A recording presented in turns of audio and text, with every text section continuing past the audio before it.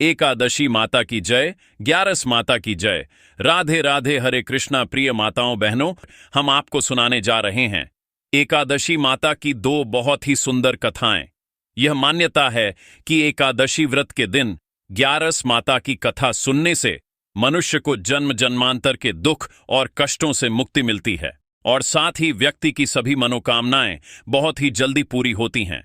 प्रभु श्री लक्ष्मी नारायण की कृपा आप सभी पर सदैव ही बनी रहे और उनका दिव्य आशीर्वाद आपके जीवन को सुख और समृद्धि से भर दे।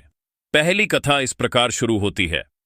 प्राचीन काल की बात है, जब आश्रम ज्ञान और तपस्या के केंद्र हुआ करते थे।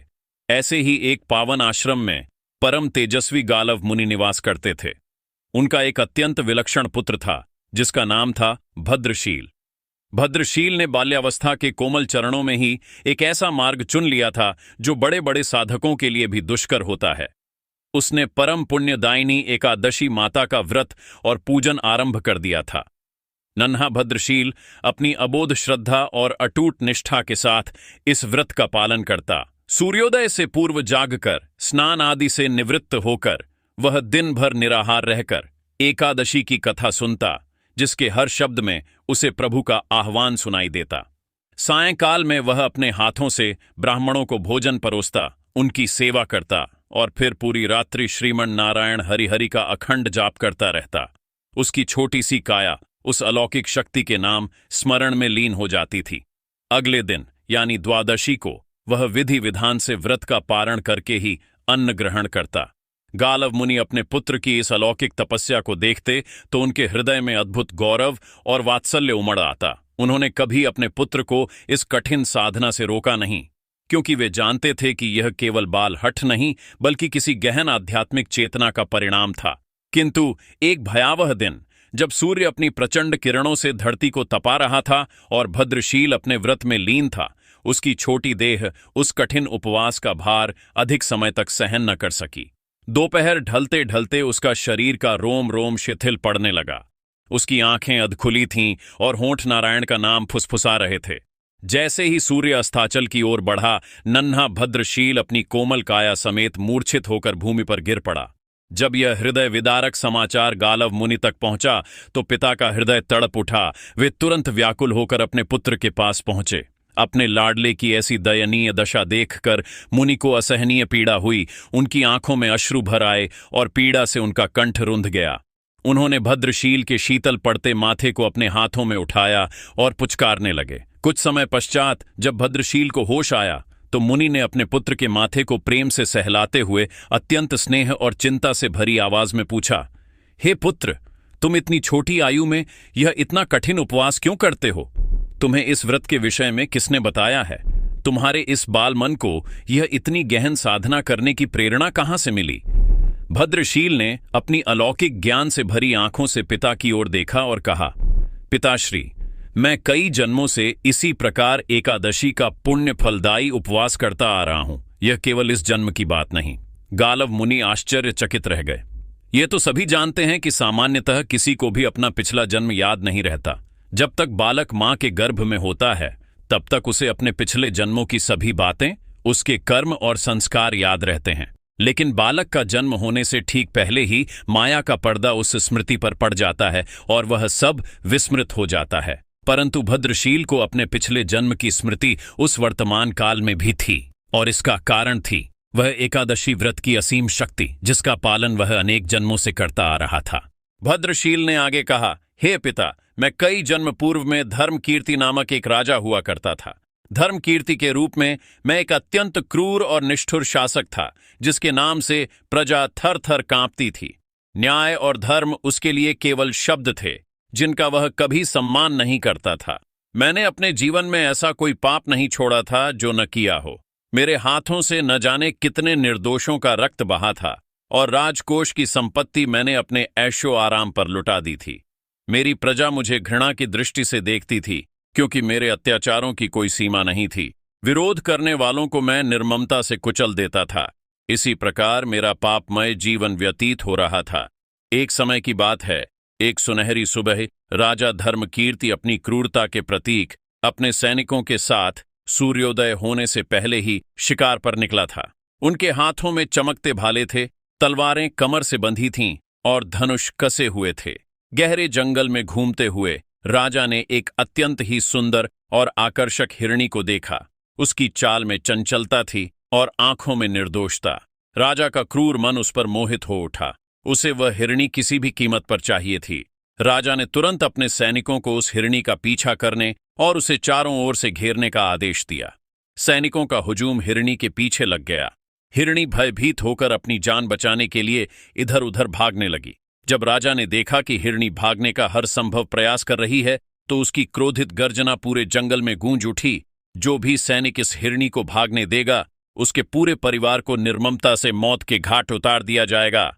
राजा की इस घोषणा ने सैनिकों को भयभीत कर दिया और वे अपनी जान बचाने के लिए और भी तेजी से हिरणी का पीछा करने लगे। एक क्षण को हिरणी ठिठकी।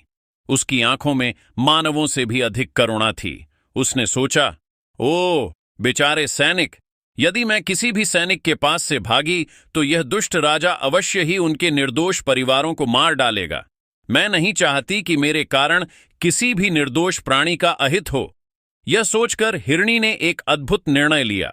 वह किसी सैनिक के पास से भागने के बजाय सीधे राजा धर्मकीर्ति के पास से निकल भागी। यह सब देखकर राजा का क्रोध 7वें आसमान पर पहुंच गया। उसने अकेले ही उस हिरणी का पीछा करना शुरू कर दिया और अंततः खुद को एक घने अंधेरे जंगल के बीच में पाया, जहां सूर्य की किरणें भी मुश्किल से पहुंचती थीं। सूर्यास्त होने लगा था और जंगल का अंधेरा और भी गहरा हो रहा था। राजा अकेला, असहाय, एक अदृश्य कारागार में फंसा हुआ था। अब उसे हिरणी कहीं दिखाई नहीं दे रही थी। वह वहां से बाहर आने के लिए दिन भर उस घने जंगल में रास्ता खोजता रहा, परंतु रात्रि के अंधकार और जंगल की जटिलता के कारण उसे कुछ भी समझ नहीं आ रहा था। भूख और प्यास से उसका बुरा हाल था। सुबह महल से जल्दी निकलने के कारण उसने पूरे दिन में कुछ भी नहीं खाया था। पेट भूख से ऐंठ रहा था और गला प्यास से सूख रहा था।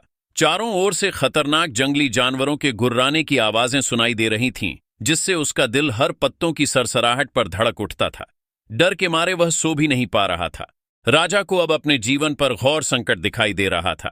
मृत्यु का भय इतना प्रबल हुआ कि उसके पापी मन में बरसों बाद किसी देवता का स्मरण हुआ। भयभीत होकर राजा ने श्री हरि विष्णु से प्रार्थना करना शुरू कर दिया। रात भर डर और पश्चाताप के मिश्रण में वह श्रीमन नारायण हरि हरि का जाप करता रहा। सूर्य उदय होने से ठीक पहले पापों का बोझ ढोते हुए और अज्ञानता में हरि नाम का स्मरण करते हुए राजा धर्मकीर्ति की मृत्यु हो गई। उसके शरीर से प्राण पखेरु उड़ गए। तभी भयंकर रूप वाले यमदूत हाथों में पाश लिए हुए राजा की आत्मा को लेने आए और उसे यमराज के समक्ष ले गए। जब यमराज ने अपने सिंहासन पर बैठे हुए उन यमदूतों से पूछा, तुम लोग इन्हें यहां क्यों लाए हो? इनका स्थान तो वैकुंठ में भगवान महाविष्णु के परम धाम में है। यमराज के इन वचनों को सुनकर यमदूतों की आंखें विस्मय से फैल गईं। उन्होंने अत्यंत विनम्रता से कहा, लेकिन महाराज, यह तो महापापी है। इसने अपने जीवन भर अनेकों पाप किए हैं। इसने तो कभी कोई पुण्य कार्य नहीं किया। इसे तो कठोर से कठोर दंड मिलना चाहिए। इसका स्थान तो नरक में है। तब धर्मराज यमराज ने शांत स्वर में कहा, नहीं, इसके जो भी पाप कर्म थे वह सब अब चले गए हैं। यह अब पवित्र हो चुका है। इसका रोम रोम शुद्ध हो गया है। तुम नहीं जानते, इसकी मृत्यु जिस दिन हुई वह एकादशी की परम फलदायी तिथि थी। उस दिन राजा शिकार पर आने के कारण कुछ भी खा नहीं सका था और रात्रि में जंगल में भटकने के कारण भी इसका उपवास ही रहा। इस प्रकार इसने अनजाने में ही सही पूरे दिन एकादशी का उपवास किया और रात भर जागते हुए मृत्यु के भय से ही सही श्री हरि का स्मरण किया। इस पुण्य कर्म से, एकादशी व्रत के प्रभाव से इसके सारे पाप दूर हो गए हैं और यह पवित्र होकर वैकुंठ लोक जाने का अधिकारी बन गया है। यमराज ने स्वयं एक स्वर्ण रथ बुलवाया जो स्वर्गीय सुगंध से भर उठा और राजा धर्मकीर्ति की आत्मा को उसमें बिठाकर जयकारों के साथ वैकुंठ धाम भेज दिया। एक महापापी राजा को केवल अनजाने में हुए एकादशी व्रत और हरि स्मरण से वैकुंठ की प्राप्ति हो गई। यह एकादशी व्रत की अद्भुत महिमा थी।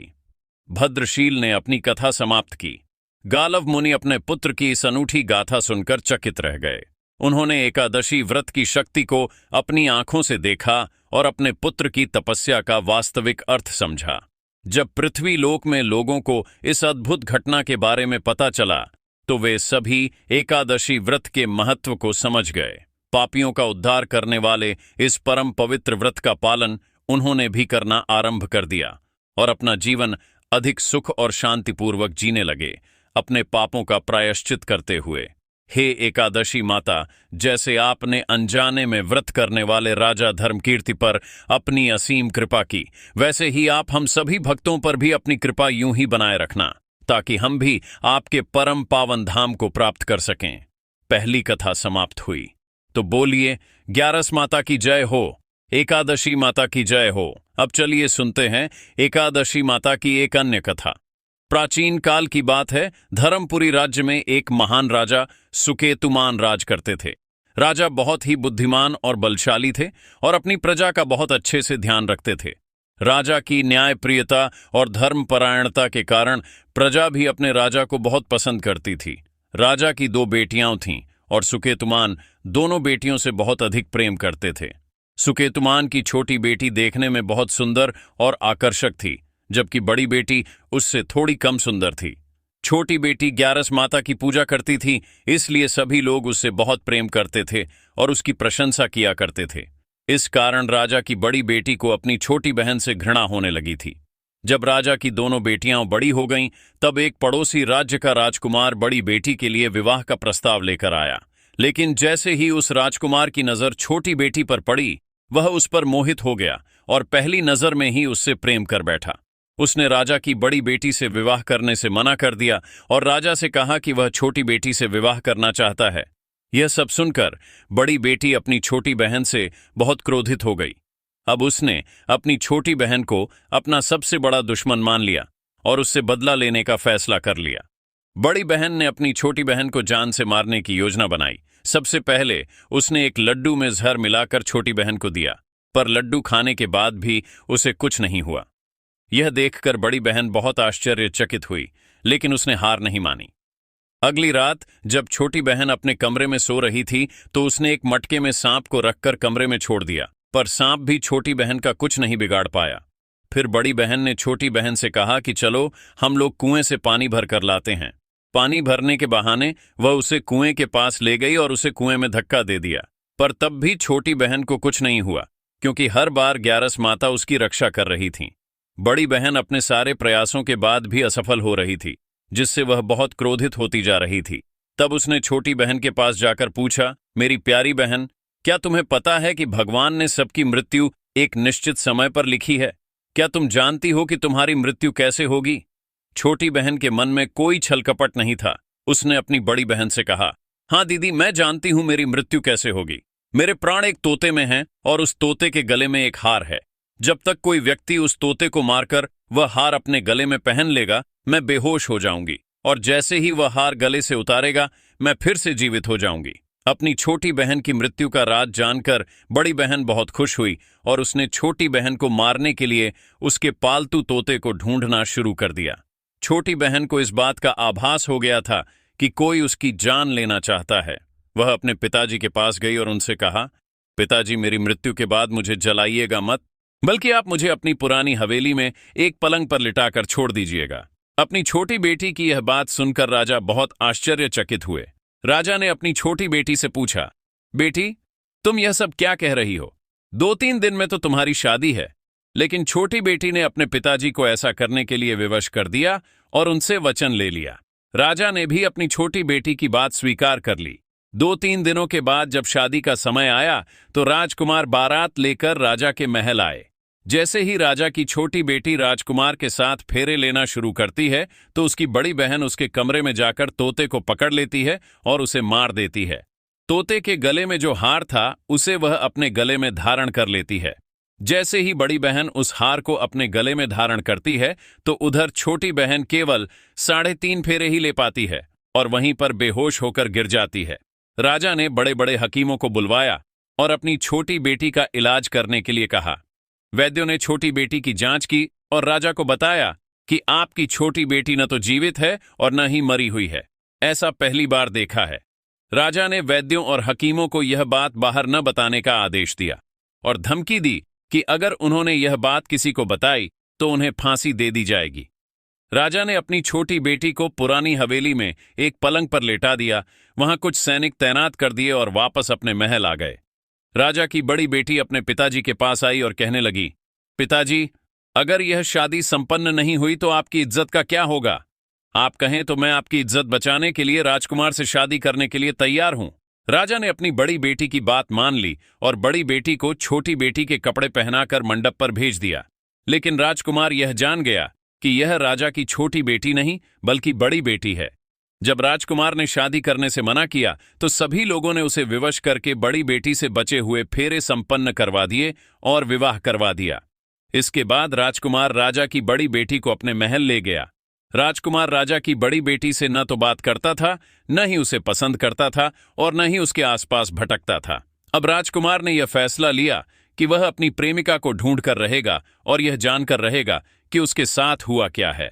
एक दिन राजकुमार अपने घोड़े पर सवार होकर राजा की पुरानी हवेली के पास पहुंच गया। वहां उसने कुछ सैनिकों को देखा। महल के पास पहुंचकर राजकुमार ने जब महल को ध्यान से देखा तो वह समझ गया कि यह तो उनके ससुर जी का ही महल है। तब राजकुमार ने सैनिकों से पूछा, तुम लोग यहां क्या कर रहे हो और इस महल के अंदर उस पलंग पर कौन लेटा हुआ है? सैनिकों ने बताया कि यहां पर राजा की छोटी बेटी बहुत समय से सोई हुई है। यह सुनकर राजकुमार बहुत खुश हो गया और वह तुरंत अपनी प्रेमिका के पास पहुंच गया और उसकी सेवा करने लगा। जैसे ही रात हुई तो राजा की छोटी बेटी उठकर खड़ी हो गई। राजकुमार यह देखकर बहुत खुश हुआ। उसने अपनी प्रेमिका से पूछा, तुम यहां क्या कर रही हो? तुम मेरे साथ मेरे घर चलो। राजा की छोटी बेटी ने राजकुमार को सारी बातें बताईं कि उसकी जान एक तोते में थी और उसने यह बात सिर्फ अपनी बड़ी बहन को बताई थी। उसने यह भी बताया कि उसकी बड़ी बहन ने ही उसे मारने का प्रयास किया है और उसके पास एक हार है जिसे वह सुबह पहन लेती है और रात को उतार देती है। जब तक वह हार पहनकर रहती है तब तक वह बेहोश रहती है और जैसे ही वह उसे उतारती है वह जीवित हो जाती है। उसने राजकुमार से कहा, जब तक मेरी बड़ी बहन के पास वह हार है तब तक मैं ऐसे ही जीवित और मूर्छित होती रहूंगी। अगर वह हार मेरे हाथ में आ जाए तो मैं हमेशा के लिए जीवित हो जाऊंगी। राजकुमार ने यह बात सुनकर राजा की छोटी बेटी के पास रहने का फैसला कर लिया और उसने अपने बचे हुए सारे फेरे उस पलंग पर लेटी छोटी बेटी के साथ ले लिए और अपना विवाह पूर्ण कर लिया। वह वहीं पर रहने लगा। देखते ही देखते कुछ समय में राजा की छोटी बेटी और राजकुमार की पत्नी गर्भवती हो गई। एक दिन राजकुमार को किसी काम से बाहर जाना पड़ा। तब छोटी बहन के पेट में बहुत तेज दर्द होने लगा। उसने ग्यारस माता का आह्वान किया, जिसके बाद वहां ग्यारस माता प्रकट हुई और उन्होंने अपनी भक्त के दर्द को दूर किया और उसे एक पुत्र की प्राप्ति करवाई। उसी समय वहां अचानक राजकुमार भी आ गया। राजकुमार ने ग्यारस माता को देखा तो वह आश्चर्यचकित हो गया और उसने तुरंत माता को प्रणाम किया। ग्यारस माता ने राजकुमार से कहा कि जब तुम्हारा पुत्र 5 वर्ष का हो जाए तो तुम अपनी पत्नी का हार लाकर इसके गले में डाल देना। देखते ही देखते राजकुमार और राजा की छोटी बेटी का पुत्र 5 वर्ष का हो गया। तो राजकुमार अपने बेटे से कहता है, बेटा, मैं कुछ काम से बाहर जा रहा हूं, तुम अपनी माता का ध्यान रखना, और वहां से चला जाता है। राजकुमार को बाहर निकलते देख बड़ी बहन के सैनिक उसे देख लेते हैं और बड़ी बहन को सारी बातें बता देते हैं, जिसके बाद बड़ी बहन अपनी छोटी बहन के पुत्र को वहां से उठवा लेती है और उसे मरवा देती है और उसके 2 टुकड़े करवा देती है। पहला टुकड़ा चक्की के पास छुपा देती है और दूसरा टुकड़ा अपने पलंग के नीचे रख लेती है। अब ग्यारस माता एक भिखारिन का रूप लेकर उसकी बड़ी बहन के दरवाजे पर आती हैं और भिक्षा मांगने लगती हैं। बड़ी बहन अपने नौकरों से कहती हैं कि जाकर भिक्षा दे दो, लेकिन माता उन्हें मना कर देती हैं और कहती हैं कि मैं तुम्हारी महारानी से ही भिक्षा लूंगी। जिसके बाद बड़ी बहन स्वयं ही भिक्षा देने के लिए माता के पास आती हैं। उधर माता एक बिल्ली का रूप लेकर उसके कमरे में चली जाती हैं और वहां छोटी बेटी के पुत्र के दोनों टुकड़ों को आपस में जोड़ देती हैं और उसे जीवित कर देती हैं। फिर वह उसे लेकर वहां से चली जाती है और राजकुमार को सौंप देती हैं। राजकुमार अपने बेटे को लेकर अपनी बड़ी पत्नी के पास जाता है और कहता है, तुम इसका ध्यान रखना। अगर तुम इस बच्चे का अच्छे से ध्यान रखोगी तो मैं तुमसे बात करूंगा। इसी प्रकार एक दिन राजकुमार अपने बच्चे से कहता है कि तुम माता से उनके गले का हार मांग लो। जिसके बाद राजकुमार का बेटा अपनी मां के पास जाता है और कहता है, माता, मुझे तुम्हारा हार चाहिए जो तुमने गले में पहन रखा है। यह सुनकर पहले तो बड़ी बहन बहुत क्रोधित होती है, पर उसे यह याद आता है कि राजकुमार ने कहा था कि अगर वह इस बच्चे का ध्यान अच्छे से रखेगी तो वह उससे बात करेंगे। इस कारण वह हार उस बच्चे को दे देती है। वह बच्चा तुरंत ही उस हार को लेकर अपने पिताजी को दे देता है और तभी राजकुमार अपने बेटे को लेकर वहां से जाने लगता है और अपनी पत्नी से कहता है कि तुम हमारे लिए खाना बनाकर रखना, मैं शाम को आकर तुम्हारे साथ खाऊंगा। वह अपने बेटे को लेकर वहां से चला जाता है, जिसके बाद वह राजा के पास जाता है और उनको सारी बातें बता देता है। राजा अपनी बड़ी बेटी के इन कटु कर्मों को सुनकर बहुत क्रोधित होते हैं और उसे सजा सुनाते हैं। वह अपनी परवरिश पर ही दोष देने लगते हैं और राजकुमार को अपनी छोटी बेटी के साथ रहने का आदेश देते हैं। प्रेम से बोलिए मित्रों, एकादशी माता की जय, ग्यारस माता की जय।